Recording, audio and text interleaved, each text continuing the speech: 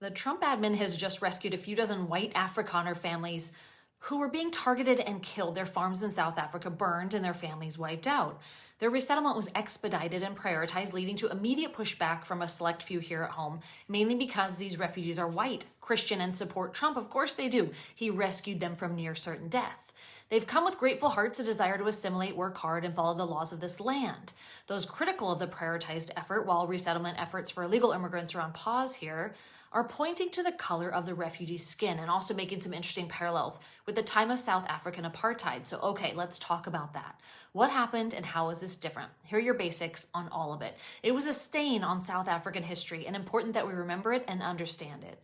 Apartheid was essentially a system of institutionalized racial segregation and discrimination enforced by the South African government from 1948 all the way to the early 1990s. Apartheid, meaning apartness in Afrikaans, was introduced by the National Party after winning the 1948 election. It classified South Africans' population into racial groups: white, black, colored, and Indian, Asian.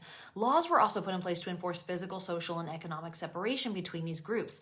Every person was officially categorized by race. So when you're hearing discussion right now, talking about passports being used as identification of this classification, that's what happened. Mostly in that black South Africans had to carry a passport or passbook to get access to or live in designated white areas, while they themselves were assigned separate territories, removing their South African citizenship. And things like schools, hospitals, parks, beaches were segregated, and jobs were restricted for those who weren't white.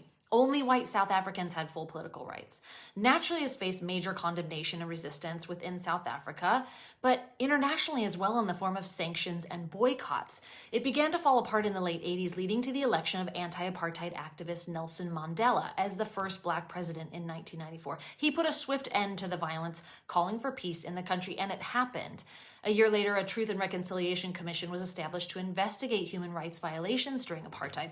It documented over 20,000 victims were killed, tortured, or disappeared, about 2,700 deaths by political violence. You may be hearing rhetoric this week that the killing of these white Afrikaner farmers is not, in fact, genocide. That's the deliberate killing of a large number of people from a particular nation or ethnic group with the aim of destroying that nation or group. So you can decide for yourself what you think about that. But the few dozen asylum seekers are here, grateful, waving the flag of their new home country, a distinction from other immigrant groups of late. As always, I want your thoughts on all of this. Good call or wrong call by the Trump admin to bring them to the U.S.? Tell me what you think in the comments.